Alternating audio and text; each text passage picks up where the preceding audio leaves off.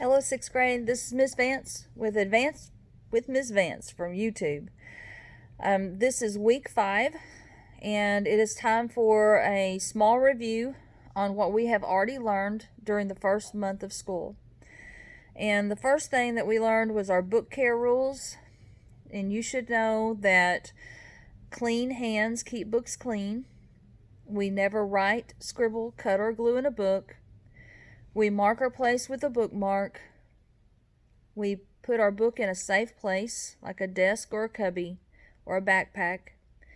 And we always bring our book back on time. Usually we keep our books for 1 week and then we return them.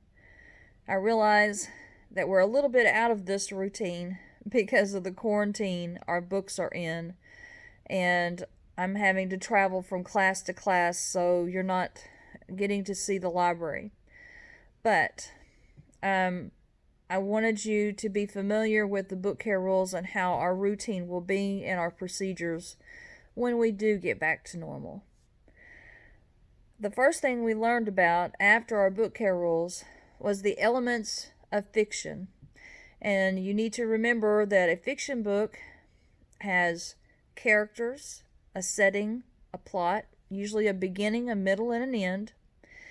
And when we are reading the story, I wanted you to remember how to draw a conclusion.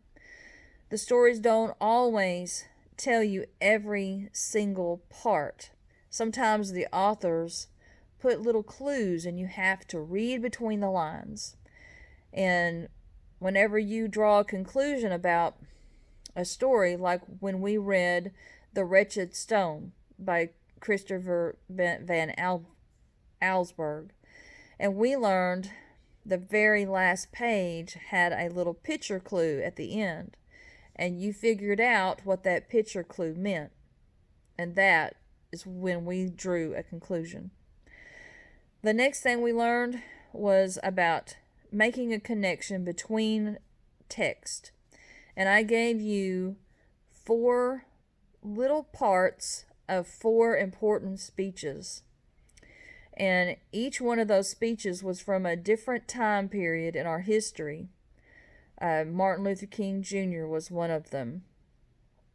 And Elsie Wiesel was another one from the Holocaust. And Abraham Lincoln in the Gettysburg Address. And Patrick Henry, Give Me Liberty or Give Me Death. And we had to kind of tie a connection between all 4 of those and figure out that all 4 of those were talking about freedom.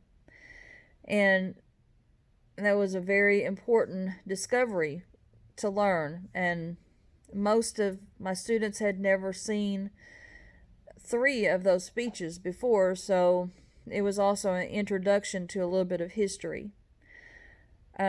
We also learned and celebrated the Star-Spangled Banner's birthday. And we learned about another national symbol, the Liberty Bell, and that it rang for over 80 years. And it was the symbol that we used. It actually got together the members of the Continental Congress.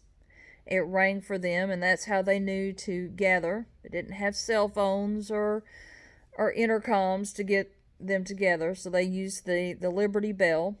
We figured out that a bell has to have a certain amount of copper and tin for it to make just the right tone.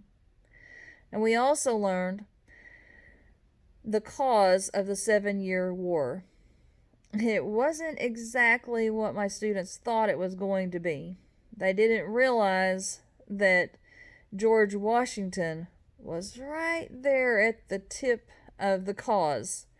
And they learned that the Native Americans that lived here, they chose sides. Some chose the French army and some chose the British army.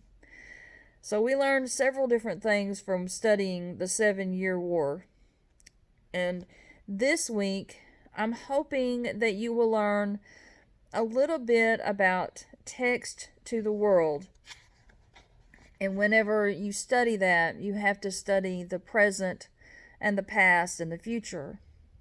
And whenever you're reading books, you need to be able to identify what genre they are. So in your lesson this week, I have given you examples of different genre, whether it's Harry Potter and fantasy, or The Last Kids on Earth for science fiction. When you pick up a book, I want you to be able to pick up the book and tell me what genre that book is just by looking at the outside cover or maybe reading the synopsis on the back. One of our favorite authors inside of our library is Christopher Paul Curtis. And this is my favorite one that he wrote. It's Bud Not Buddy. But he's also written some other ones that we have.